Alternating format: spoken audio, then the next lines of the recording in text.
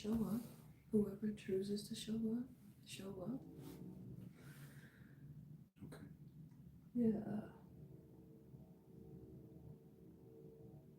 Gotta give them a few minutes. Um, how you feeling? My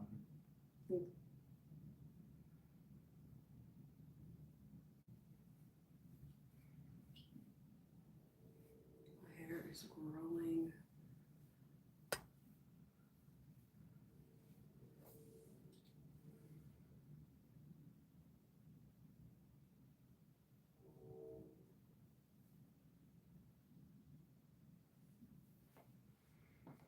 So it will be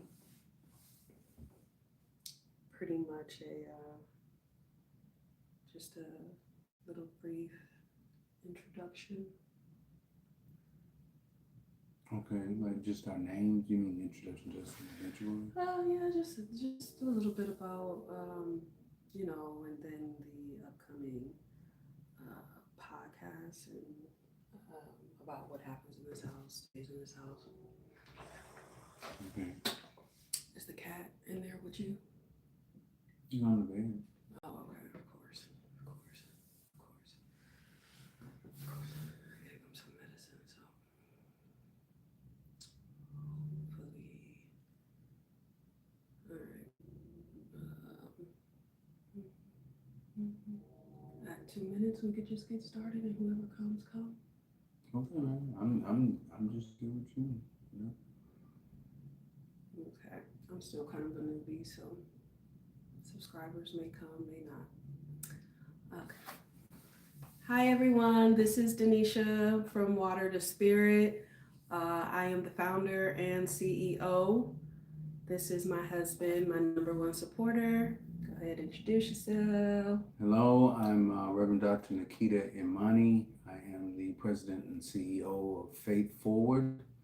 And as she said, I'm the husband. All right, so I'm new to all of this, and I just wanted to formally introduce myself. I am oh, we have a couple people here already. Hi, y'all. So glad you came. Um, we just did our brief introductions. Hi.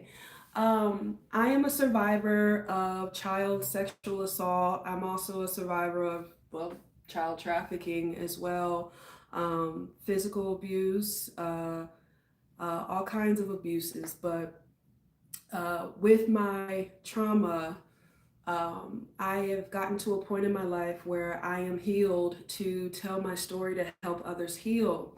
And that's what Water to Spirit is.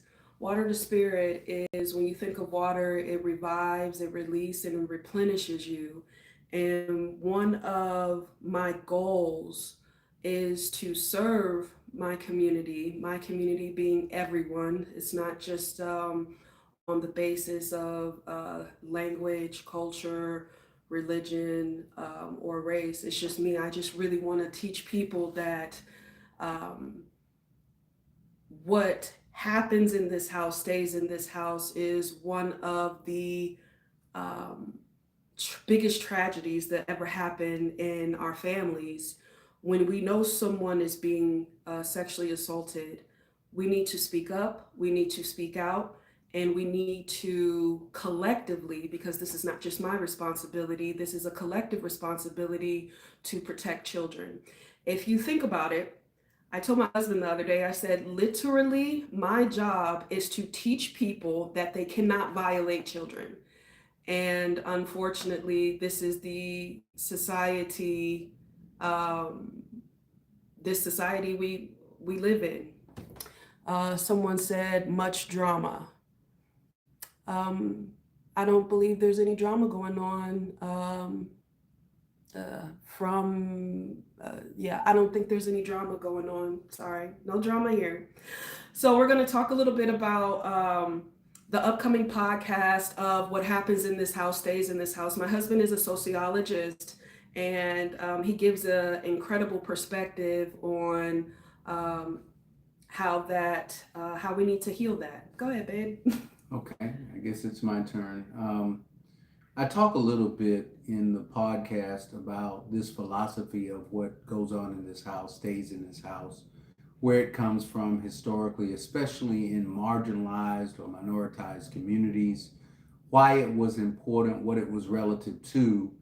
I'll summarize it by saying that it was never designed to protect or insulate negative conduct and life threatening, in many cases, life threatening and mentally threatening and physically threatening conduct in the community. It was really designed to protect the community from external forces which posed an immediate threat. And unfortunately, it's now been broadened to this kind of blanket policy. It reminds me of the thin blue line that police sometimes talk about, and the idea is that if you're in a police department and you see something bad, you don't say anything because you remain united as police. Of course, that leads to bad policing. It leads to people getting hurt. It leads to people getting killed. The same thing happens when you have a philosophy that the family line or the house line automatically screens out any review or any intervention that can save lives or make lives better or anything else. And so that's really what I tried to explore in the broadcast. Podcast is going to be phenomenal.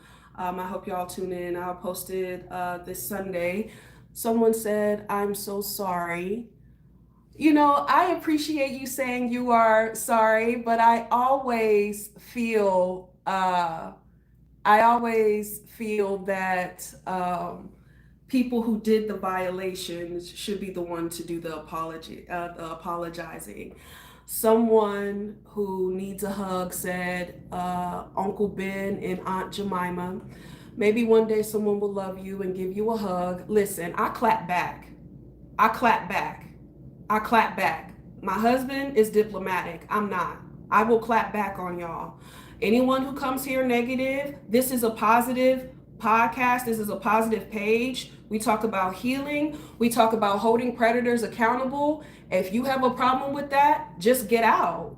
I don't understand why it is so difficult for some people to just recognize that the same amount of energy that it takes to be positive, you can be negative, but why do you choose to be negative when you can be positive?